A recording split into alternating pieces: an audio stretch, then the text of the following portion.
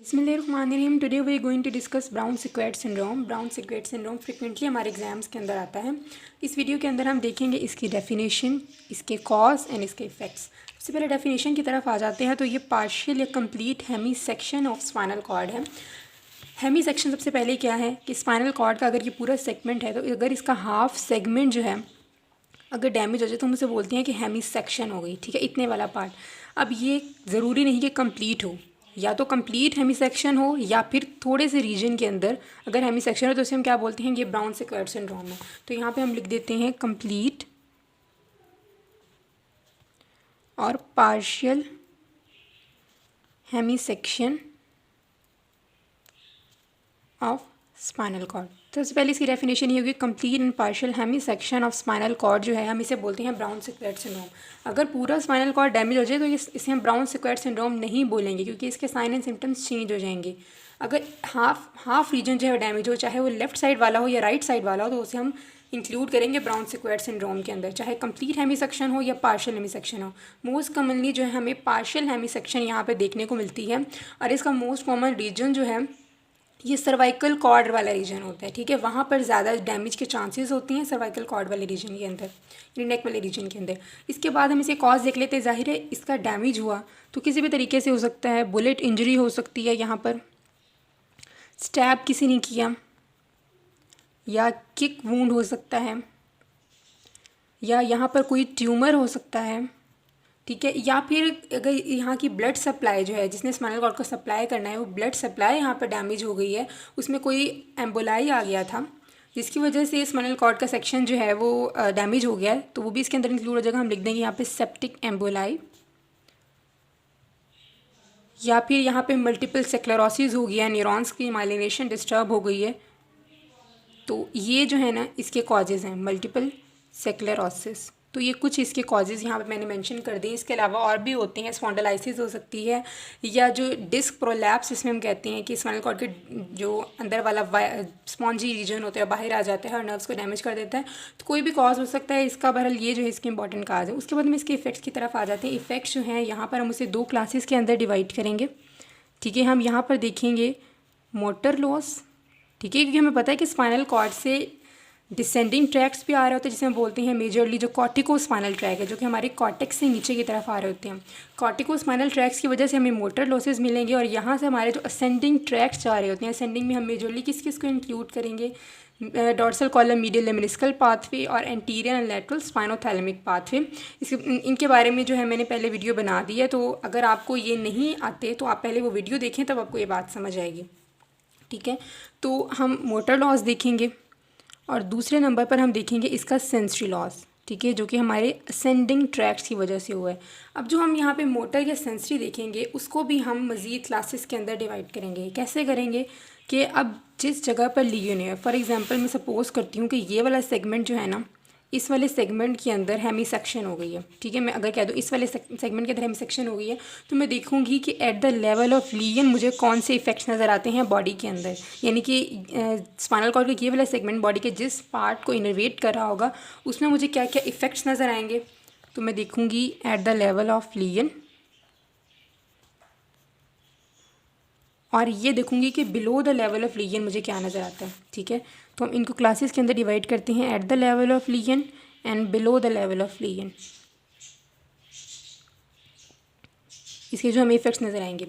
इसके अलावा eight the level of legion भी हम देखें कि इप्सीलैटरल साइड पर हमें क्या इफेक्ट्स नज़र आते हैं, और कॉन्ट्रालैटरल साइड पर हमें क्या इफेक्ट नज़र आते हैं। हम इन दोनों को इसी तरह से डिवाइड करेंगे। At the level of lesion पर भी इप्सीलैटरली, यानी same side of the body पर, और contralaterally. Same is the case below the level of lesion. यहाँ पर भी हम देखेंगे कि इप्सीलैटरली हमें क्या नज़र आता है एंड कॉन्ट्रालैटरली हमें क्या नज़र आता है। और जिस तरह से हमने मोटर वाले को डिवाइड किया है, बिल्कुल इसी तरह से हम सेंसरी लॉस को भी डिवाइड करेंगे। At the level of lesion हमें कौन से सेंसरी लॉस नज़र आएंगे, below the level of lesion कौन से सेंसरी लॉस नज़र आएंगे, और फिर at the level of lesion और below the level of lesion को हम इप्सीलैटरल और कॉन्ट्रालैटरल के अंदर डिवाइड करेंगे। अभी शायद आपको मेरी बात समझ ना आ रही हो, लेकिन हम इस वीडियो के अंदर इसे कंप्लीट डिस्क्राइब कर देंगे। हम आहिस्ता आहिस्ता चलेंगे। सबसे पहले जो हम इसके मोटर लॉस की तरफ आते हैं। ठीक है, हम मोटर लॉस देखते हैं। तो यहाँ पर मैं मोटर लॉस लिखने लगी हूँ, मोटर लॉस। ठीक है। यहाँ पर मैं लिखूँगी eight the level of legion, ठीक है। इनके एट लेवल का मतलब है कि लेवल ऑफ लीजन पर, और बिलो द लेवल, ठीक है, below the level of lesion. और इसको भी हमने कैसे डिवाइड करना है कि एट द लेवल पर हम देखेंगे कि इप्सी लैटरली हमें क्या नज़र आता है, ठीक है।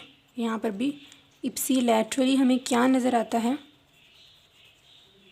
एंड कॉन्ट्रा लैटरली हमें क्या नज़र आता है।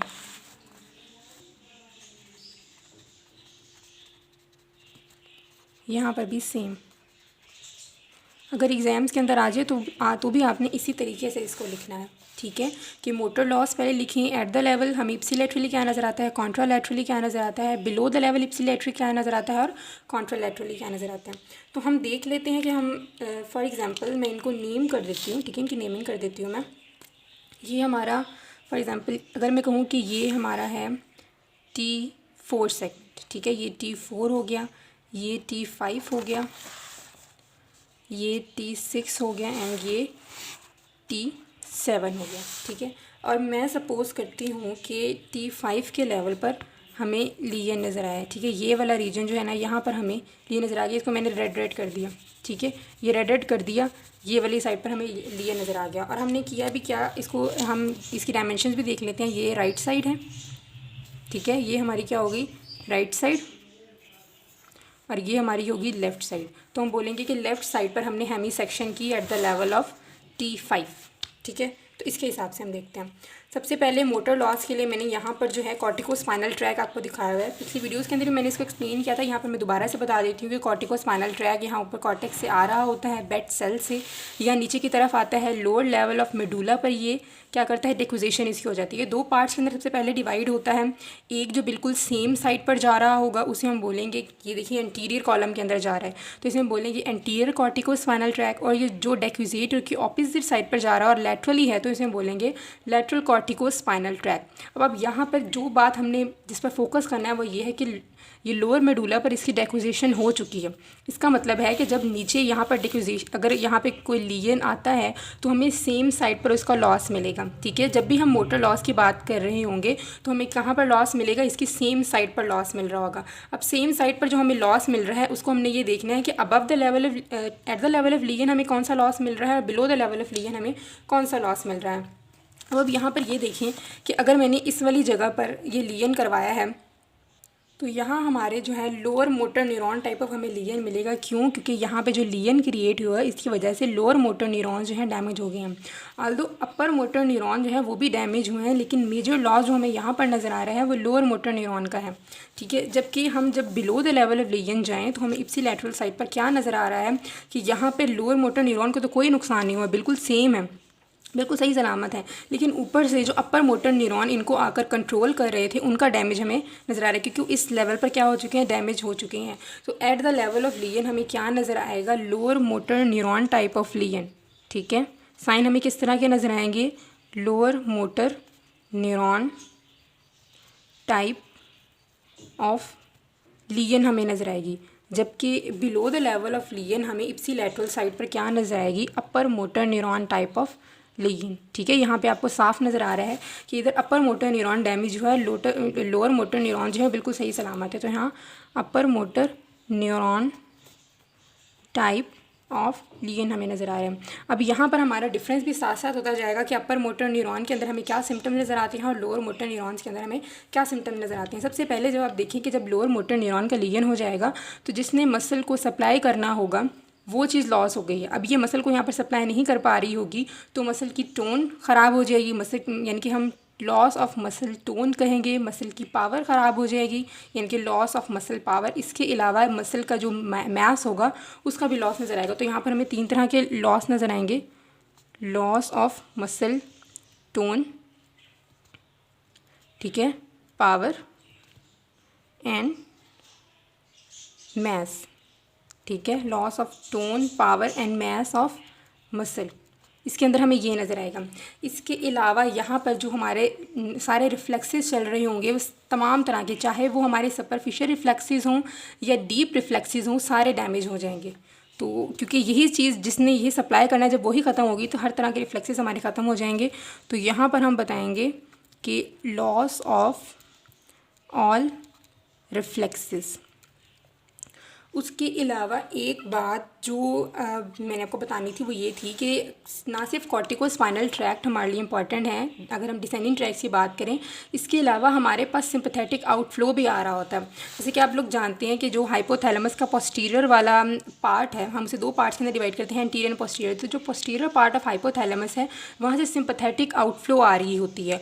जैसे अगर मैं यहाँ पर एक छोटी सी डायग्राम बनाऊँ आप लोगों के लिए, तो ये हमारे पास आ गया ये ब्रेन स्टेम पूरा, ठीक है। तो यहाँ पे अगर हमारा हाइपोथैलेमस है, ये पिट्यूटरी इसके साथ ड्रॉ किया है, तो अगर ये हाइपोथैलेमस है तो हाइपोथैलेमस की जो पोस्टीरियर वाला सेगमेंट है यहाँ पर जो है हमारे पास आ रही होती है सिंपैथेटिक आउटफ्लो, और वो जहाँ निकल कर बॉडी को सप्लाई करती है वो लेवल होता है T1 का लेवल, ठीक है। यहाँ पर जाकर फिर वो बॉडी को सप्लाई करती है, हमारे लैक्रिमल ग्लैंड्स को सप्लाई करती है, हमारे जो आईलिड है उसको सप्लाई करती है, स्वेट ग्लैंड्स को सप्लाई करती है, इसके अलावा ब्लड वेसल्स को सप्लाई करती है।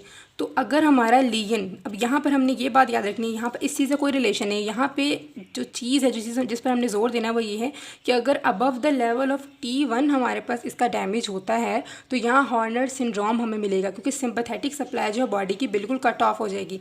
लेकिन अगर below the level of T1 यहाँ पे हमें कहीं पे नज़र आता है तो लीजन, तो इसमें सिंपैथेटिक जो सिस्टम है उसका कोई डैमेज हमें नज़र नहीं आ रहा होता, तो वहाँ हमें हॉर्नर सिंड्रोम नहीं मिलेगा। तो ये भी बात आपने याद रखनी है। और हॉर्नर सिंड्रोम के अंदर यानी अगर हम कह रहे हैं कि यहाँ पे हमें हॉर्नर सिंड्रोम मिलेगा तो वो किस तरह से, वो भी इप्सिलेटरल साइड पर ज़ाहिर है हमें नज़र आएगा।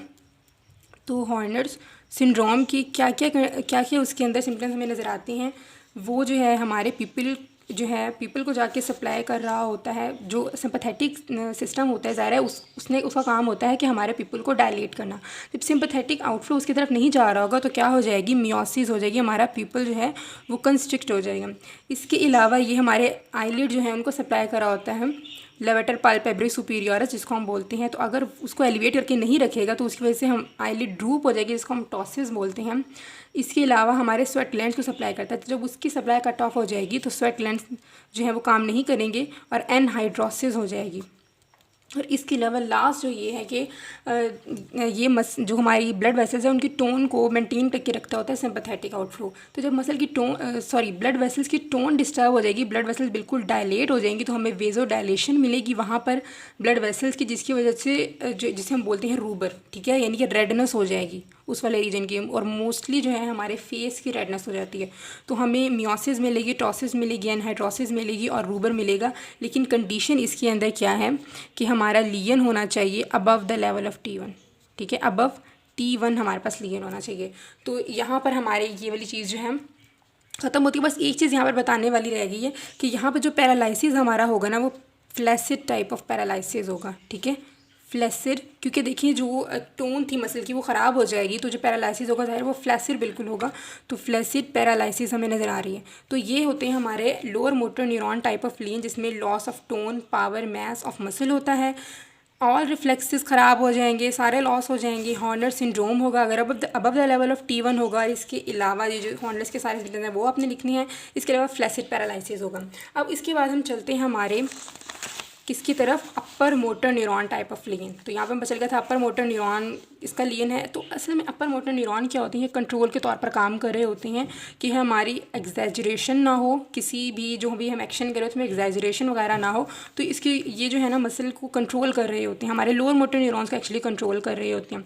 तो जब हमारे कंट्रोल एक चीज़ का ख़त्म हो जाएगा तो फिर ज़ाहिर है ये चीज़ तो सप्लाई कर रही होगी, तो मसल की टोन तो ख़राब नहीं होगी, बल्कि हम ये कहेंगे कि इसका जो ऊपर से कंट्रोल आ रहा था ना, जो इस टोन को नॉर्मल रख रहा था, वो टोन जो है बहुत ज़्यादा हो जाएगी। तो यहाँ पे upper motor neuron type of legion के अंदर हमें क्या नज़र आएगा, इंक्रीज्ड मसल टोन, यानी कि ये बिल्कुल इसके ऑपोजिट होगा। यहाँ पे हमें इंक्रीज मसल टोन नज़र आएगी।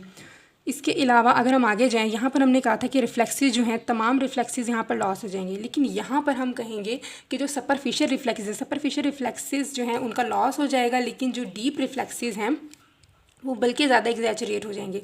सुपरफिशियल रिफ्लेक्सेस जो हैं उनका कोऑर्डिनेशन, उसमें सब चीज़ें आ जाती हैं कि ऊपर और नीचे सबसे कोऑर्डिनेशन आ रहा होता है, क्योंकि ऊपर से कोऑर्डिनेशन यहाँ पे ख़त्म हो गया तो इस वजह से वो चीज़ भी लॉस हो जाएगी। सुपरफिशियल रिफ्लेक्सेस फॉर एग्जांपल जो स्किन को अगर हम स्ट्रोक करते हैं तो उसकी वजह से जो कंट्रैक्शन होती है उस पार्ट के, फॉर एग्जांपल अगर हम अब्डोमिनल कंट्रैक्शन रिफ्लेक्स देख लें कि वहाँ पर हम स्किन को अगर स्ट्रोक करते हैं तो वो वाली वहाँ की जो स्किन होती है वो कंट्रैक्ट हो जाती है। तो इस तरह के रिफ्लेक्सेस को हम बोलते हैं सुपरफिशियल रिफ्लेक्सेस, और वहाँ पे एक segment of spinal cord involve नहीं होता बल्कि सारे सेगमेंट ऑफ स्पाइनल कॉर्ड उस रीजन के लिए जो होते हैं वो सब इन्वॉल्व होते हैं।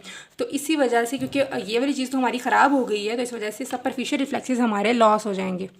ठीक है, loss of superficial reflexes, sir का मतलब सुपरफिशियल रिफ्लेक्सेस। अगर डीप रिफ्लेक्सेस की बात करें, डीप रिफ्लेक्सेस के अंदर हमारे जैसे बाइसेप का रिफ्लेक्स है, ट्राइसेप का रिफ्लेक्स है, जो हमारे टेंडन रिफ्लेक्सेस होते हैं वो आ जाते हैं हमारे डीप रिफ्लेक्सेस के अंदर। तो उनका कोई डैमेज नहीं होगा बल्कि वो ज़्यादा एग्जैजरेट हो जाएंगे। जो अपर मोटर न्यूरॉन बल्कि उनको कंट्रोल कर रहा था उसका कंट्रोल भी उन पर ख़त्म हो जाएगा और वो एग्जैजरेट हो जाएंगे। ठीक है, exaggerated deep reflexes, D R का मतलब डीप रिफ्लेक्सेस। इसके अलावा इस कंडीशन के अंदर हमें बेबिंस्की साइन पॉजिटिव नज़र आएगा। पॉजिटिव का मतलब है कि प्रेजेंट होगा। ठीक है, बेबिंस्की साइन पॉजिटिव नज़र आएगा हमें। इसके अलावा यहाँ पर जो चीज़ें हमें नज़र आती हैं वो ये है कि यहाँ पर हमने बोला था कि फ्लैसिड पैरालिसिस है, यहाँ पर हमें स्पास्टिक पैरालिसिस नज़र आती है। या फिर हम ये भी कह सकते हैं कि यहाँ पर रिजिडिटी हमें बहुत ज़्यादा नज़र आती है, और रिजिडिटी भी बहुत अजीब तरीके की, जैसे आपने एक चीज़ सुनी होगी, क्लैप्स नाइफ रिजिडिटी। ठीक है, क्या चीज़ है? Clasp knife rigidity. ये इस तरह की रिजिडिटी होती है कि अगर इनिशियली फॉर एग्जांपल मैं चाह रही हूँ कि किसी के आर्म को जो है बेंड करूँ, तो जो इनिशियली जब मैं उस आर्म को बेंड कर रही होंगी तो बहुत ज़्यादा रेजिस्टेंस आ रही होगी, यानी एक्स्ट्रा ऑर्डिनरी रेजिस्टेंस वो शो कर रहा होगा पर्सन, लेकिन अचानक ही वो रेजिस्टेंस क्या हो जाएगी, बिल्कुल ख़त्म हो जाएगी। तो इस तरह की जो रिजिडिटी होती है ना कि वो पहले बहुत ज़्यादा और बाद में बिल्कुल ख़त्म हो जाए, तो उसे हम बोलते हैं क्लैप्स नाइफ रिजिडिटी है। जैसे हम एक नाइफ़ को पहले खोल रहे होते हैं तो बहुत रिजिडिटी शो करी, तो जो छोटे नाइफ्स होते हैं खोल रहे होते हैं तो बहुत ज़्यादा रिजिडिटी शो कर रहे होते हैं और अचानक से वो खुल जाते हैं। तो उस तरह की रिजिडिटी इसके अंदर हमें नज़र आ रही होती है, क्लैप्स नाइफ रिजिडिटी। ठीक है, और बाकी स्पास्टिक पैरालिसिस इसके बिल्कुल ऑपोजिट, यहाँ पे फ्लैसिड पैरालिसिस, यहाँ पे हमें स्पास्टिक पैरालिसिस नज़र आता है। तो एक बार दोबारा बता देती हूँ, यहाँ पे इप्सिलैटरल साइड पे हमें क्या upper motor neuron type of legion नज़र आएगा। ठीक है, और वो उसमें क्या होगा, इंक्रीज मसल मास, टोन, सब चीज़ें हो जाएंगी। लॉस ऑफ मसल भी नहीं होगा, यहाँ पे कोई वेस्टेज ऑफ मसल नहीं होगी। जो यहाँ पे सारे रिफ्लेक्सेस लॉस हो रहे थे, यहाँ पे सुपरफिशियल रिफ्लेक्स लॉस होंगे और डीप रिफ्लेक्सेस जो हैं वो बल्कि एग्जैजरेट हो जाएंगे। बेबिंस्की साइन पॉजिटिव नज़र आएगा और क्लैप्स नाइफ रिजिडिटी नज़र आएगी हमें यहाँ पर, और स्पेस्टिक पैरालिसिस नज़र आएगा। इसके बाद हम आ जाते हैं कि at the level of lesion contralaterally क्या होता है और below the level of lesion contralaterally क्या होता है। एक्चुअली यहाँ पर जो मैंने आपको ट्रैक दिखाया था कि इस तरह से ये जो है एंटीरियर ट्रैक्ट आ रहा है, एंटीरियर कॉर्टिकोस्पाइनल ट्रैक सीधा नीचे जा रहा है और इधर से लैटरल कॉर्टिकोस्पाइनल ट्रैक सीधा नज़र आ रहा है। तो ना सिर्फ ये इस तरह से सारे जो हैं वो डिक्यूजेट कर जाते हैं, बल्कि कुछ जो हैं वो सेम साइड्स पर भी हमें नज़र आ रहे हैं। ठीक है, तो इस वजह से जो हमें लॉस जो है वो कॉन्ट्रालैटरल साइड पर ज़्यादा नज़र नहीं आता, लेकिन माइल्ड सा नज़र आता है। तो eight the level of legion, जैसे यहाँ पर हमें lower motor neuron type of legion नज़र आया था, यहाँ पर भी जो अगर बेशक पैरालिसिस जो है कोई भी नहीं होगा, नो पैरालिसिस हम यहाँ पर लिखेंगे। ठीक है, और जो पैरालिसिस अगर हो भी, वैसे तो नो पैरालिसिस, दोनों साइड पर हमें कोई पैरालिसिस नज़र नहीं आ रही थी क्योंकि इनकी जो डेक्यूजेशन है अबव द मेडुला हो चुकी होती है। लेकिन कुछ फाइबर जो हैं वैसे विदाउट डेक्यूजेशन भी आप देख सकते हैं कि वो सीधा नीचे आ रहे हैं और बाद में उन्होंने डेक्यूजेट करना होता है ऑपोजिट साइड पर। तो जैसे कॉन्ट्रालैटरल साइड पर वैसे तो नॉर्मली कोई पैरालिसिस हमें नज़र नहीं आता, अगर हो भी इफ़ अक्कर हम लिखेंगे, इफ़ अक्कर, तो तब भी वो किस तरह से होता है, वेरी माइल्ड होता है। ठीक है, वेरी माइल्ड, दोनों साइड पे हमने लिखना है कि अगर हो भी तो किस तरह का होता है, वेरी माइल्ड होता है और किस टाइप का होता है।